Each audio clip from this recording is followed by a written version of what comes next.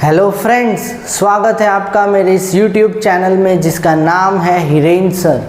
आज हम डिस्कस करने वाले एक नया चैप्टर और उस चैप्टर का नाम है basis of accounting. Basis of accounting हमें ये सिखाता है कि आपको अगर true and correct fair view चाहिए या ट्रू एंड फेयर व्यू हासिल करना है प्रॉफिट एंड लॉस अकाउंट का, तो इसके दो बेसिस है, या तो कैश बेसिस या तो अक्रूवल बेसिस।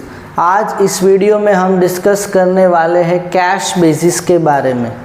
कैश बेसिस नाम से ही पता चल गया, it focus is only on the cash. Cash का इनफ्लो उसे रेवेन्यू ट्रीट किया जाएगा, कैश का आउटफ्लो यानी उसे एक्सपेंसेस ट्रीट किया जाएगा। तो रेवेन्यू माइनस एक्सपेंस कहो या inflow of cash minus outflow of cash कहो, दोनों से हमें क्या मिलेगा? प्रॉफिट या लॉस। ये मेथड में एक इम्पॉर्टेंट एलिमेंट मिस आउट होता है, वो है आउटस्टैंडिंग प्रीपेड एक्सपेंसेस का, और दूसरा है प्री रिसीव्ड और अक्रूड इनकम्स। इन चारों चीज़ों को इग्नोर किया जाता है ये मेथड में। चलो इसके एडवांटेजेस देखते हैं। सबसे पहला एडवांटेज यही है कि भाई इसमें एडजस्टमेंट्स तो है नहीं, प्रीपेड, प्री रिसीव्ड, अक्रूड के और आउटस्टैंडिंग के लिए ये काफ़ी सिंपल मेथड है।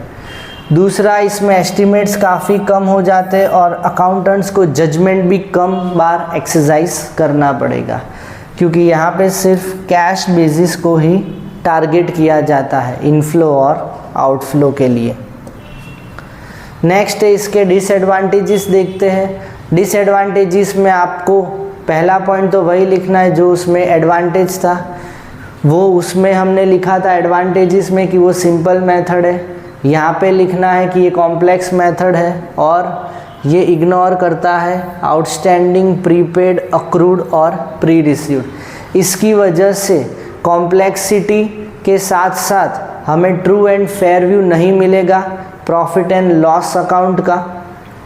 नेक्स्ट आता है मैचिंग प्रिंसिपल। ये मैचिंग प्रिंसिपल को भी इग्नोर करता है। मैचिंग प्रिंसिपल बताता है match the revenues of the current year with the expenses of the current year. Last, capital और रेवेन्यू आइटम्स को भी इग्नोर करता है। कैपिटल एक्सपेंडिचर या कैपिटल आइटम्स वो आइटम्स होती है जिसका बेनिफिट हमें मोर देन 1 अकाउंटिंग पीरियड तक मिलने वाला है, और रेवेन्यू आइटम्स वो आइटम्स होती है जिसका बेनिफिट टिल 1 ईयर तक मिलता है। तो ये मेथड्स फॉलो कौन करता है?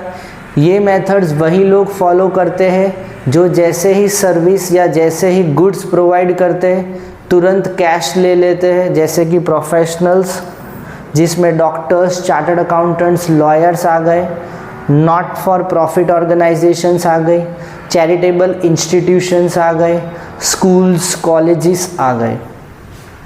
एक एग्जांपल देखते हैं कैश बेसिस को किस तरह से आपको सॉल्व करना है अगर एग्ज़ाम में ये सम आ गया तो। फाइनेंशियल ईयर 23-24 में राम ने कैश सेल्स किया है 4 लाख का।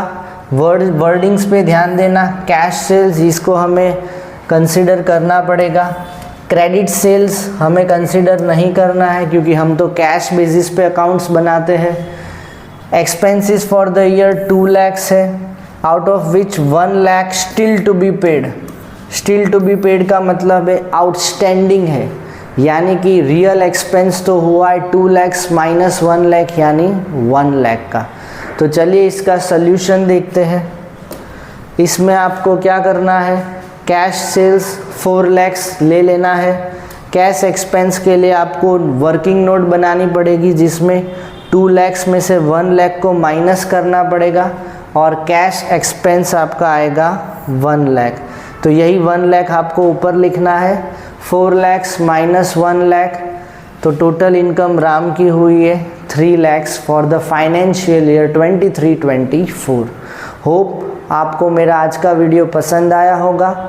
हम नेक्स्ट टाइम मिलेंगे एक नए वीडियो के साथ और उसमें टॉपिक रहेगा अक्रूवल बेसिस ऑफ अकाउंटिंग, जिसको कहते हैं मर्केंटाइल बेसिस ऑफ अकाउंटिंग भी। फ़िलहाल आज के लिए बाय।